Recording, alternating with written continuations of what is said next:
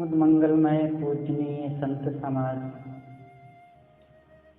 धर्म प्रेमी सम्माननीय भक्त सज्जनों, ममता मूर्ति भक्तिमयी माताओं बहनों, छांदोग्य उपनिषद में एक बहुत महत्वपूर्ण प्रसंग आता है महर्षि सनत कुमार जी का और देवर्षि नारद का। देवर्षि नारद एक बार मन से बहुत उत्तप्त होकर के सनत कुमार जी के पास जाते हैं और उनको बड़ी विनम्रता से प्रणाम करके कहते हैं, भगवान, मैंने सुना है कि जो आत्मज्ञानी होते हैं वे शोक से पार होते हैं, लेकिन मैं बहुत शोकित हूँ, मैं मन से बहुत पीड़ित हूँ। अतः भगवान कृपा करके आप मुझे वह उपदेश दीजिए कि जिससे मेरे भी जीवन का दुख समाप्त हो जाए। सनत कुमार जी ने कहा कि नारद, पहले तुम यह बताओ कि तुमने आज तक क्या पढ़ रखा है। नारद ने कहा, भगवान, मैं ऋग्वेद, सामवेद, यजुर्वेद, अथर्ववेद, इतिहास, पुराण, व्याकरण, गणित, नीतिशास्त्र, तर्कशास्त्र, नीतिशास्त्र, देव विद्या, भूत विद्या, ब्रह्म विद्या, रसायन, नक्षत्र, सर्प विद्या, देवजन विद्या, नृत्य, संगीत, ये सब मैं पढ़ा हूँ। और इतना ही नहीं, बहुत सी भाषाएं, बहुत से व्यवहारिक ज्ञान ये भी मैं जानता हूँ। सनत कुमार जी ने कहा कि नारद, तुमने केवल नाम रट रखा है, तुम नाम को जानते हो, नाम की उपासना तुमने किया है। नारद ने कहा, भगवान, क्या नाम से भी कुछ श्रेष्ठ होता है? सनत कुमार ने कहा, हाँ, नाम से श्रेष्ठ होता है, नाम से मन श्रेष्ठ है। नारद ने कहा, तो भगवान मुझे मन का उपदेश कीजिए। तब सनत कुमार जी ने मन का उपदेश किया कि मन ही मनुष्य को एक दूसरे व्यक्ति वस्तु से जोड़ता है। मन से सोच सोच करके मनुष्य काम करता है, मन से ही मनन चिंतन करके अपने इंद्रियों को और अपने कर्मों को स्वस्थ करता है और ठीक रखता है। इस प्रकार मन पर उपदेश उन्होंने किया। नारद ने कहा, भगवान, क्या मन से भी कुछ श्रेष्ठ है? सनत कुमार ने कहा, हाँ, मन से संकल्प श्रेष्ठ है, तो मुझे संकल्प का ही उपदेश कीजिए। तब सनत कुमार जी संकल्प पर बोलते हैं और कहते हैं कि जब व्यक्ति संकल्प कर लेता है तो फिर वो ठान लिया और वो कर लेता है, और संकल्प कर करके ही जिधर वो सोचता है उधर ही सफलता प्राप्त करता है। तब नारद ने कहा, भगवान, क्या संकल्प से भी कुछ श्रेष्ठ है? सनत कुमार ने कहा, हाँ, संकल्प से चित्त, फिर चित्त से तेज, तेज से आकाश, आकाश से अन्न, और अन्न के बाद फिर उन्होंने प्राण, और लंबा, खूब लंबा गिनाया कि इसके बाद ये श्रेष्ठ है, इससे ये श्रेष्ठ है, इससे ये श्रेष्ठ है, और सब पर व्याख्यान देते गए। अंततः सनत कुमार जी ने कहा कि सबसे श्रेष्ठ भूमा है, और भूमा से श्रेष्ठ अन्य कुछ नहीं है। उन्होंने कहा, यो वै भूमा तत्सुखम नाल्पे सुखमस्ति भूमयो सुखम। भूमा में सुख है, अल्प में सुख नहीं है। ऋषि कहते हैं कि ये संसार की चीजें सब अल्प हैं, धन, प्राणी पदार्थ और गाड़ी मोटर, रुपए पैसे, जमीन जायदाद, ये सब अल्प हैं, लेकिन आत्मा भूमा है। जैसे ये धरती पर ही सब कुछ, यहाँ पर तेल, वृक्ष, वनस्पतियाँ, खनिज पदार्थ, मनुष्यों और पशुओं की देहें, पक्षी, पहाड़, नदी, झरने, मकान, सब इसी धरती पर होते हैं। इसी धरती पर रह करके ज्ञान विज्ञान का अनुसंधान होता है और सच भक्ति भजन सत्संग ध्यान चिंतन भी इसी धरती पर रह करके किया जाता है। तो ये सबकी उत्पत्ति धरती सब जीवन प्रतिपाल सदगुरु कबीर ने कहा, तो ये धरती सबका आधार है। इसी प्रकार आत्मा सबका आधार है।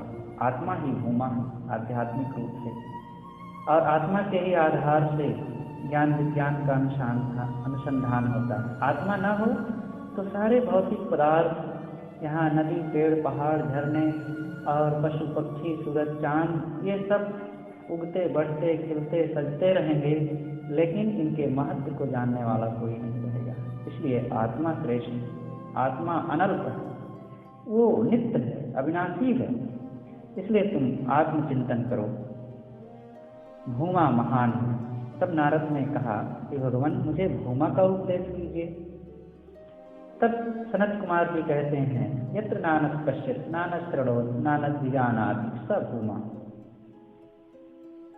जिस समय व्यक्ति अन्य को नहीं देखता, अन्य को नहीं सुनता, अन्य को नहीं जानता, वही भूमा की दशा है।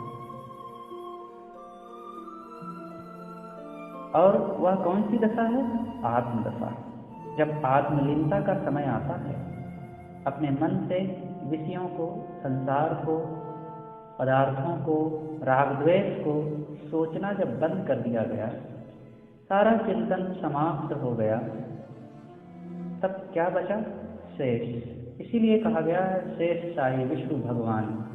कोई भी संख्या होती है, जब तक दूसरी संख्या से वो कटती रहती है तब तक वो घटती रहती है, लेकिन अंततः शेष बचता है जो अकाट्य होती है। फिर उसका भाग करने पर वो कटती है, वही शेष। इसी प्रकार ये संसार की चीजें सब बदलती हैं, छुटती हैं। आज तक हमने क्या क्या पाया? बहुत पैसे, बहुत धन, बहुत लोग, बहुत चीजें, बहुत अनुकूलताएं, बहुत प्रतिकूलताएं, सब बदलती रही, लेकिन सब समय में रहा। अनुकूलता में, प्रतिकूलता में, सुख में, दुख में, हानि में, लाभ में, भीड़ में, अकेले में, जंगल में, घर में, मैं रहा। मैं का बोध मुझे होता रहा। वही भूमा है। उसे ही ऋषि कहते हैं सब भूमा। उसको तुम समझो। संसार के लोग अन्य चीजों को महत्व देते हैं, लेकिन वह सब अल्प है। संसार के लोग गाय घोड़े हाथी सोना चांदी सेवक पत्नी जमीन मकान आदि की महिमा जरूर बताते हैं, लेकिन ये सब श्रेष्ठ नहीं है, क्योंकि इनकी विशेषता कोई बताता है। दूसरे लोग उनको बताते हैं विशेष, तब वो विशेष कहलाती हैं, लेकिन आत्मा की विशेषता बताने की आवश्यकता नहीं है। आप खुद विशेष हैं। ये आत्मा जो सबके अंदर बोल रहा है वो खुद विशेष है। उसको कौन विशेष बता सकता है? वही सबको विशेष बताता है। और इतना मूल्यवान, इतना महत्वपूर्ण, वो अपने को ही भूल गया, दूसरों को महत्व देता रहा। दूसरों को महत्व देते देते अपने को महत्वहीन कर दिया। इसलिए सनत कुमार कहते हैं, हे नारद, भूमा को पहचानो। और भूमा में कोई दुख नहीं होता है। ये सब मन में जो अल्प की चीजें हैं, क्षणिक चीजें हैं, ये मन में लोभ मोह राग द्वेष बढ़ा करके ही केवल हमें शोक देते हैं, पीड़ा देते हैं। चीजें पाएंगे, लोग पाएंगे, अनुकूल प्रतिकूल परिस्थितियां पाएंगे, इसमें राग होगा, द्वेष होगा, और फिर मन में फुलाव पचकाव होगा, जलेंगे। लेकिन भूमा में स्थिर सुख है, वह कहीं अलग नहीं है, वह आपका स्वरूप है। अतः हे नारद, तुम उस भूमा को पहचानो, आत्मा को पहचानो, आत्मा की उपासना करो। और आत्म उपासना ही सर्वोच्च उपासना। आत्म उपासना और आत्म स्थिति के लिए गुरु की उपासना आवश्यक है। बिना बोधवान निर्मल सच्चे गुरु की शरण में गए ये आत्मा का बोध नहीं होता है। फिर गुरु बताते हैं, श्रेष्ठ ज्ञानी बताते हैं कि आत्मलाभ प्राप्त करने के लिए पहले अपने इंद्रियों को, मन को पवित्र करो। देवर्षि नारद कहते हैं, आहार शुद्धो सत्व शुद्धि, सत्व शुद्धो ध्रुवा स्मृति, स्मृति लंबे सर्वग्रंथि नाम विप्रमोक्ष। आहार शुद्ध होने से सत्व शुद्ध हो जाता है। आहार जो ग्रहण किया जाए, केवल मुख से खाया हुआ अन्न ही आहार नहीं है, बल्कि आँख द्वारा रूप को, कान द्वारा शब्द को, त्वचा द्वारा स्पर्श को, नाक द्वारा गंध को, इस प्रकार 5 ज्ञानेंद्रियों से 5 प्रकार के आहार हम ग्रहण करते हैं और ये सब हमारे मन पर जा करके अपना प्रभाव डालते हैं। अगर उसमें राग है, द्वेष है, तो वे हमें उद्वेलित करेंगे, पीड़ित करेंगे। लेकिन जिनका आहार अनासक्ति पूर्वक ग्रहण हुआ, देह निर्वाह के लिए खाते हैं, देह निर्वाह, देखते हैं व्यवहार के लिए, सुनते हैं व्यवहार के लिए, तब वहाँ कोई मोह नहीं, फिर कोई दुख नहीं।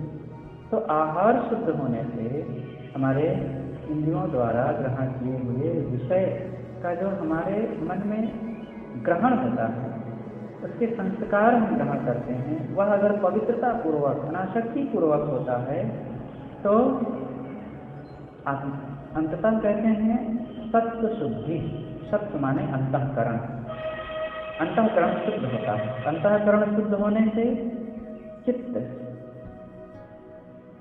ध्रुवा स्मृति, स्मृति चित्त स्थिर हो जाती है, मन में की चंचलता घट जाती है। और जब चंचलता घट गई, समाप्त हो गई, स्थिर बुद्धि हो गई, तब सर्वग्रंथि नाम विप्रमोक्ष, सारी गांठें मन की कट जाती हैं। फिर ऐसे विप्र, विप्र यहाँ आत्मा, फिर उसका मोक्ष, कैवल्य, पूर्ण आत्म स्थिति को प्राप्त हो गया, दुखहीन, वहाँ दुख का नामो निशान नहीं रहता। इसलिए हे देवर्षि नारद, तुम उस भूमा की उपासना करो। संसार के विषयों में मन लगाओगे जो अल्प है, तो वहाँ केवल दुख का अनुभव होगा, वहाँ कभी भी शोक से नहीं मुक्त हो सकते। इसलिए भूमा आत्मा है और उसी की उपासना करो।